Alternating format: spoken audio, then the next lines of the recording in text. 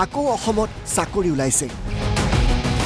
বহাগৰ পূৰ্বে ৩৫,০০০ নতুন নিযুক্তি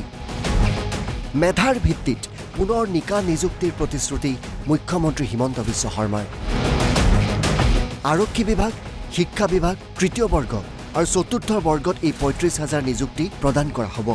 ইতিমধ্যে নিযুক্তি সম্পৰ্কে কেইবাখনো বৈঠকত মিলিত হৈছে মুখ্যমন্ত্ৰী হিমন্ত বিশ্ব শৰ্মা অহা ৩ অক্টোবৰত ৬,৬৩৪টা আৰক্ষী পদৰ শাৰীৰিক পৰীক্ষা অনুষ্ঠিত হ'ব গতিকে আজিৰ পৰা দৌৰাৰ অভ্যাস কৰিবলৈ আহ্বান জনাইছে মুখ্যমন্ত্ৰীগৰাকী আমি অসম পুলিচত ৬,৪৩৪টা পোষ্টৰ বাবে আবেদনৰ প্ৰক্ৰিয়া আৰম্ভ কৰিছিলোঁ আৰু আজি আমি সিদ্ধান্ত ললো যে অহা ৩ অক্টোবৰৰ পৰা পুলিচৰ ফিজিকেল টেষ্টসমূহ আৰম্ভ হ'ব এই বিত্তীয় বৰ্ষতে আমি যাতে এই ৬,৪৩৪টা পদ ভৰ্তি কৰিব পাৰোঁ এটা সুন্দৰ নিযুক্তি প্ৰক্ৰিয়াৰ মাজেৰে ল'ৰা ছোৱালীক নিযুক্তি দিব পাৰোঁ আৰু তাৰ লগে লগে ২০২৫ চনৰ বাবে আকৌ এবাৰ নিযুক্তি প্ৰক্ৰিয়া আমি যাতে আৰম্ভ কৰিব পাৰোঁ ইপিনে শীঘ্ৰে অনুষ্ঠিত হ'ব তৃতীয় বৰ্গ আৰু চতুৰ্থ বৰ্গৰ বাবে এডিআৰই পৰীক্ষা লোকসেৱাৰ আৰ্হিত অনুষ্ঠিত হ'ব এডিআৰই পৰীক্ষা অহা ১৫, ২২ আৰু ২৯ ছেপ্টেম্বৰত তৃতীয় বৰ্গৰ পৰীক্ষা অনুষ্ঠিত হ'ব ৭,৫০০ নতুন পদৰ বাবে এই পৰীক্ষা অনুষ্ঠিত হ'ব এডিআৰই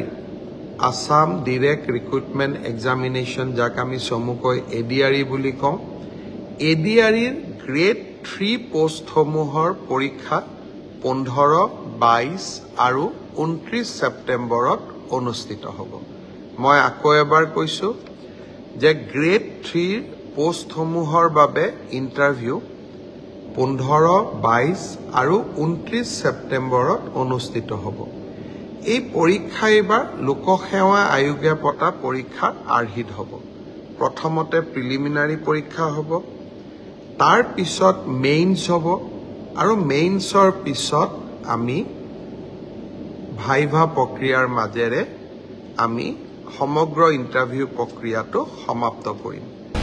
একেই ব্যৱস্থাৰে অনুষ্ঠিত হ'ব চতুৰ্থ বৰ্গৰ বাবেও পৰীক্ষা অহা ২০ আৰু ২৭ অক্টোবৰত চতুৰ্থ বৰ্গৰ পৰীক্ষা অনুষ্ঠিত হ'ব ৪,৫০০টাতকৈ অধিক নতুন চাকৰি হ'ব চতুৰ্থ বৰ্গত ঠিক সেইধৰণে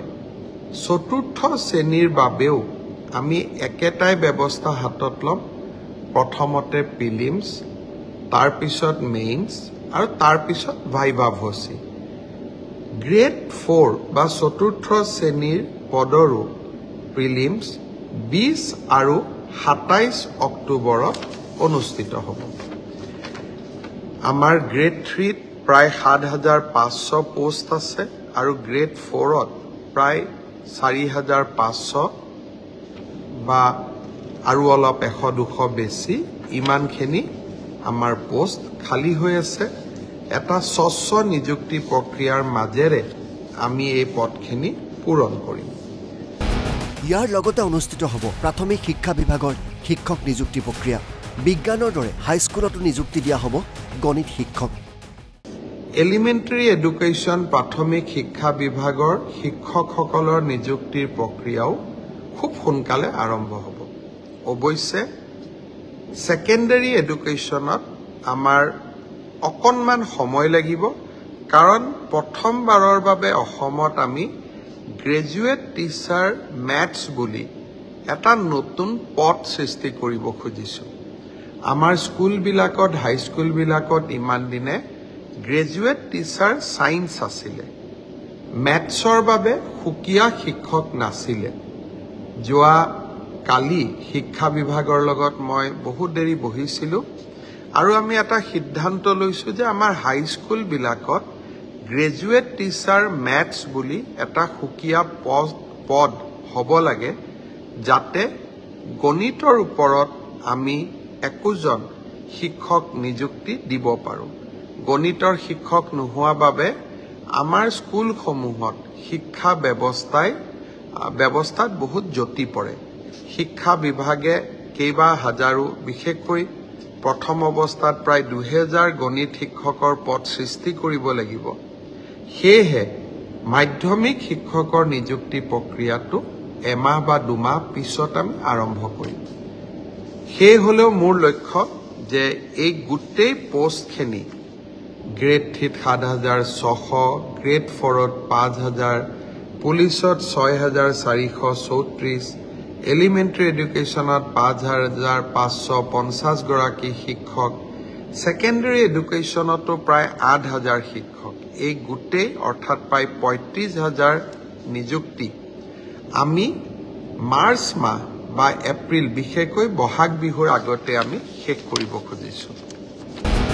চলিত বিত্তীয় বৰ্ষতে এই ৩৫,০০০ নতুন চাকৰি নিযুক্তিৰ লক্ষ্য লৈছে হিমন্ত বিশ্ব শৰ্মাই ব্যুৰো ৰিপৰ্ট NB নিউজ